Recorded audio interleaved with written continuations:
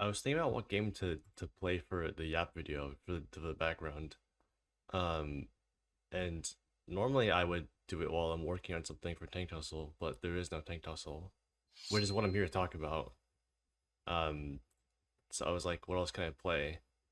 And I think Bloons is probably the best option. So here we go. I haven't touched Bloons in a couple months. So we'll see how that goes. So what I'm here to talk about is um what I'm here to talk about is Conquest. Um, which because it was very interesting for me for a couple reasons. It was really interesting both as a player and as as its host. Um, so first of all, the mod pack. There's a couple issues with it. First of all, the mod pack was questionable. For the most part, it was fine, but the balance was not incredible. Um, and for context, this pack is um it was based off of, well, I say based off, but it was pretty much just an older mod pack I had, Conquest 2 really. And then I added a bunch of stuff to it. And I did make some videos about Conquest 2, but like, it was pretty much whatever.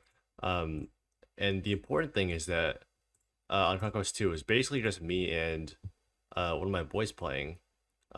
So we there was no fighting between us. I mean, obviously there's only two of us. It's kind of hard to get any any drama there, so to speak.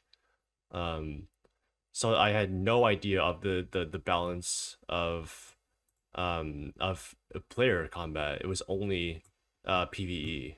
So I was lacking a bit of information there. But even then, I think the balance in Conquest 2 would have been fine in terms of PvP.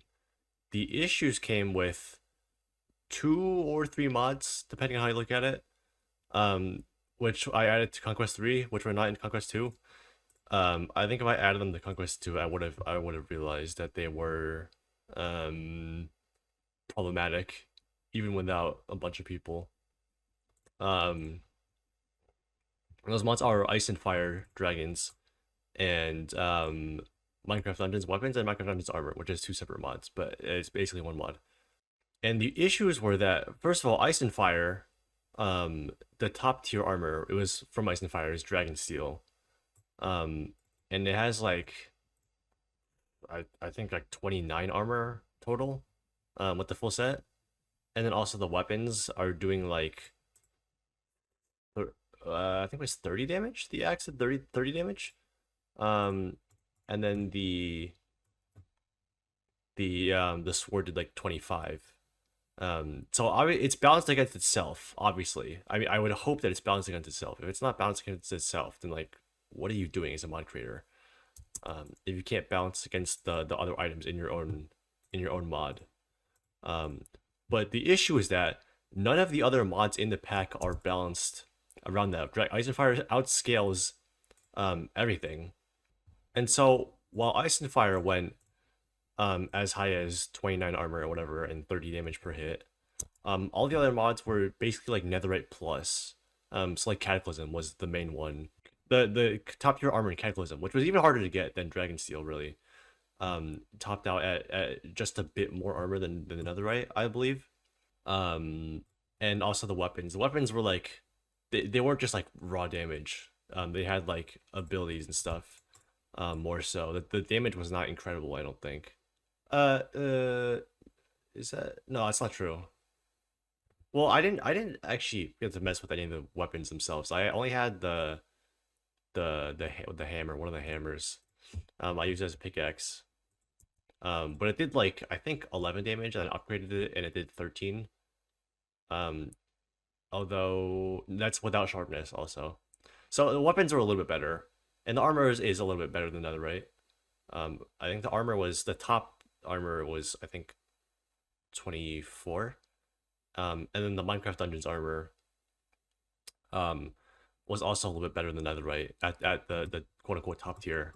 So Ice and Fire already somewhat problematic in that nothing else scales as high. So once you get so the only option, so to speak, for top tier armor is Ice and Fire. Um and so already that makes killing the bosses really simple, really trivial almost. Because you have armor that is, considerably better than you're supposed to have to fight them. Cataclysm scales against itself. It scales against other items and armor, that are close to it. But when you have armor that's, much better, then obviously it's gonna be much easier than intended to defeat the bosses. And so it was, that made things a little funky, but that's not too big of a problem in and of itself. After the early game, you're probably not messing with bosses all that much, and if you are, then it probably should be pretty easy to kill them. Even with full Cataclysm set, I think it would still be a bit of a bit of a pain to kill bosses. It wouldn't be like a walk in the park exactly. It would not hard, but again, just a little bit challenging still. Which I think is good, which is fine. Now the main problem came with PvP, because again, everyone is wearing the same dragon steel, which is first of all kind of lame, but then also the are we good here? Yeah. The I'm still trying to play balloons here. I'm not trying to die here. The enchantments from Minecraft Dungeons Armor, Minecraft Dungeon Weapons, the armor and what the weapons themselves were fine. They were perfectly fine. They're actually pretty good, pretty high quality. They just ripped the models from the game, which is fine. I mean, what do you expect? But the enchantments, a lot of them don't have direct, you know, what's the word? Analogs to Minecraft. Like for example, there's a mechanic in Minecraft Dungeons which is souls. When you kill something, you get souls and you can store them up. Assuming you have um, the right enchantments for that. And so instead, it uses XP instead of souls because they don't want like a whole new mechanic for that, which is fine. I get that. But then in some cases, like something like Death Porter, which in Minecraft Dungeons, well the Death Porter in both games, when you instead of dying, you lose however many emeralds, 50 at Death Porter 3, level 3. And in Minecraft Dungeons, you have to get emeralds per level, so it's kind of hard to stack up 50 and keep grinding them out if you're losing 50 every time you die. But in Minecraft, it is incredibly easy to get 50 emeralds. You can, if you have a even halfway decent trading haul, you can get 50 emeralds every probably every 15 seconds if you wanted to. And so everyone is running around with backpacks full of emeralds. And so people are just not dying. And so that's a huge problem for PvP. If you want to kill someone and neither of you can die, then it just becomes an absolute slog. The latest video on this channel, well, the one before this video you're watching right now, had a segment of me fighting Milk and Gotham and three of his cronies. Three? Yeah, three of his cronies. So 1v4. But the point is that I showed like 15 totem pops, and that was like a fifth, a sixth, maybe a tenth. I don't know how many emeralds he had of our total totem equivalent storage. Um, the only reason I died was because my helmet with Death Border on it broke, and so you couldn't proc anymore. But I still had, half my emeralds left after fighting for 40 minutes. For 40 minutes, I'll remind you, I still had half of my quote unquote lives left, which is pretty ridiculous. That should not be a thing.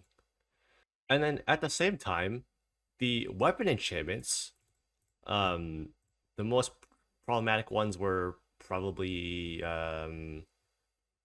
most problematic was probably, I want to say, Void Strike, um, which has a chance to make your weapon deal an insane amount of damage. So it'll do normal, normal, normal, and sometimes it'll just do 600% damage, or 300% damage, or 200% damage. Um, and so not even from a balance perspective, but it was just such a stupid bullshit enchantment. Like you just hit someone, and then occasionally you one shot them, and it's like that's a terrible mechanic. That's not that's not a fair or balanced fight. And you could say, oh, well, it's random, so it's balanced. Well, no, it might technically be mathematically balanced, but if you're fighting someone, that doesn't feel fair. It's a very frustrating way to fight and thing to fight to have to try to counter, because you can't counter. What are you gonna do? It's random, and so I think that one was really stupid. And also on that note, even with Dragon Steel armor, the weapons are a little more damage than they should for the armor, I think. Don't quote me on that. And so they're already dealing a good bit of damage. I think that might just be because they wanted fights to not last as long as they sometimes do in mods with really high level gear. But despite the very very strong armor, as strong as weapons may be, the armor is still very very good no matter how you look at it. But then you add on Void Strike, and every time it procs, you just one shot people just straight up. So the armor became, dare I say, irrelevant. It was almost more important what enchantments you had rather than what armor you had. If even if you're wearing Dragon Scale or Netherite or Diamond, if you're wearing Iron, if your armor doesn't break, then it's pretty much just as good as Dragon Steel because everything one shots. Um, it's stuff like Crystal Heart because you plus 4 hearts. That's a huge amount of extra health. Plus 4 hearts permanently, and it just didn't matter because everything one shots again. It deals like whatever, probably 180 damage, almost 200 when Void Strike procs, and so you might say, okay, well 180, that's not so much.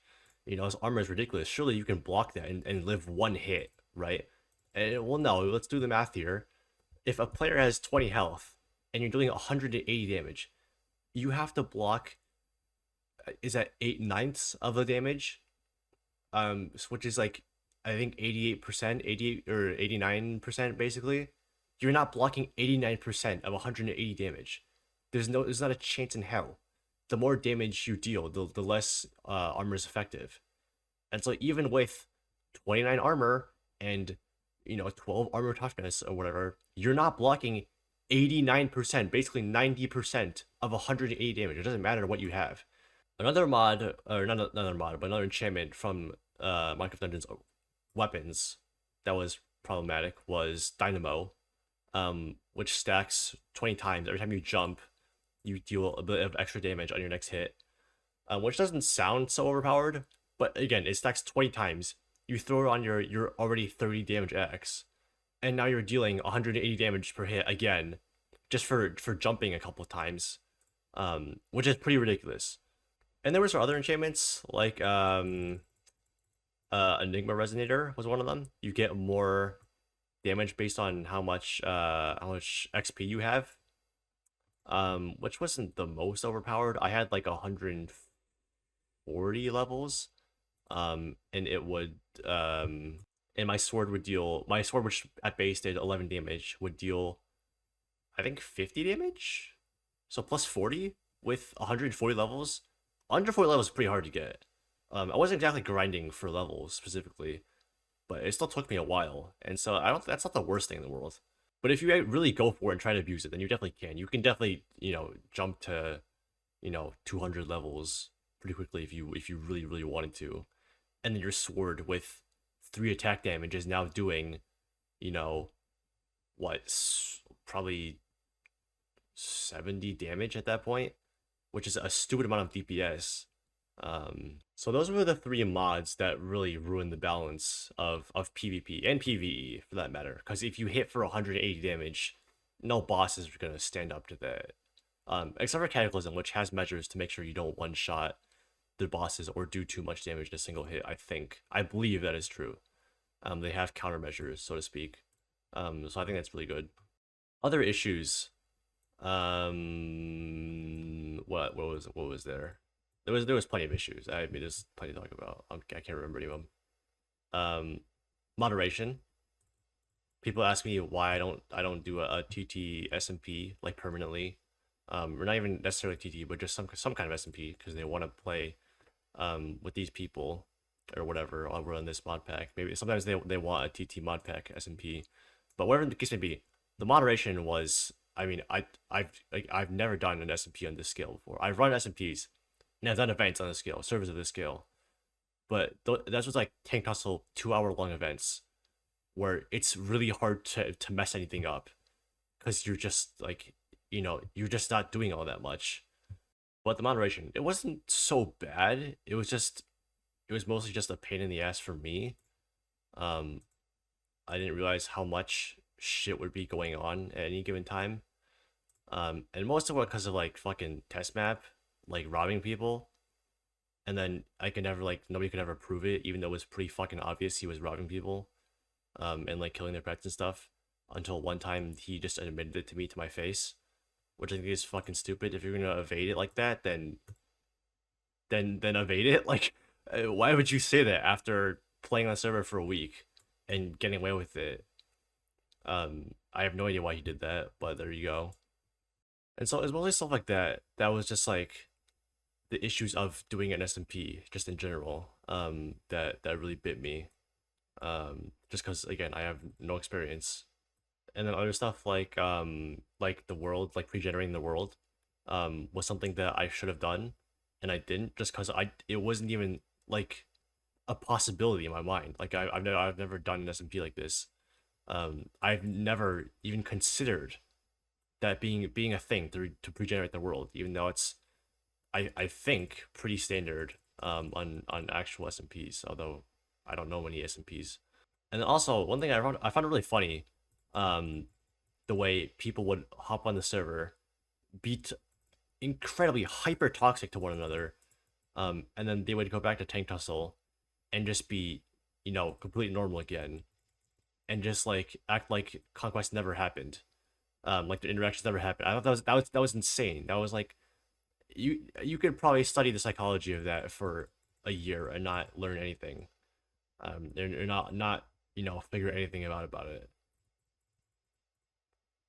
is what I'm trying to say, maybe. Um, and then especially like after I deleted Conquest, the server, all the beef that people had, it just fucking vanishes. I think that's crazy. All in all, I think it was pretty fun. I think a lot of people enjoyed it, despite the issues, which for the most part didn't even present themselves until the purge, like the PvP stuff. I definitely learned a lot, and I'll definitely be applying it for Conquest 4 and 5, which is happening. And I would actually like to speak to that a little bit. Um, one of my philosophies, you could call it, is that whenever you're doing something new, there has to be, well, no, that's not. Whenever you're doing something, anything in general, there has to be one part new and one part old. If the whole thing is old to you and you have experience, then it's just boring. And if the whole thing is new to you, you're just not gonna have a good time. And so even like when I'm designing the mod packs, is where I was going with this for Conquest 3. This is what I assumed was going to happen. It did happen, which I'm very happy. Because I predicted it right. Was that there'd be a lot of people that know each other from Tank Tussle, and a lot of people that don't know each other from Tank Tussle, and join just the SMP and have like never played in a Tank Tussle event, have never talked on Discord. People like 829. I've never seen 829 before. But they were a pretty active member of Conquest. Type kibbles I've seen in game, once or twice. Like they're notable, but not that big a member. Who else? The Milk and Gotham. Milk or Gotham. I think I called them Gotham the entire time. But I've never seen them in Tank Tussle. Never seen the event. Never seen the Discord. But they were an avid player of Tank Tussle of Conquest. And so plenty of new people, and then also plenty of old people that I knew. Bill, Munch, Logis, Chicken Boy, Endel, and then one of my friends who isn't even part of Tank Tussle, Cher, even though I've known him for fucking 2 years at this point. So the people are there's two parts to the SP. Is the mod one is a mod pack and one is people. So the people is split half new, half old. And so in that case, the mod pack should also be split half new, half old, in order to maintain the balance. And so that was my goal going in. So I made sure to keep a lot of things that people know and are familiar with, pretty popular big mods that I'm sure they've played with already, such as create mod, Farmer's Delight. There's a couple that I think some people will know and some people won't know, like Cataclysm, Bosses of Mass Destruction, Ice and Fire, even. Let me just go look at the mod pack actually. Um, Born in Chaos is one of those. Oh, my mouse is really lagging. Yeah, you can't see it, but Born in Chaos, I don't think a lot of people have played with. But it's pretty good, great mod. All the great stuff, everyone knows. Epic Knights, some people know. What else is there? Sophisticated backpacks.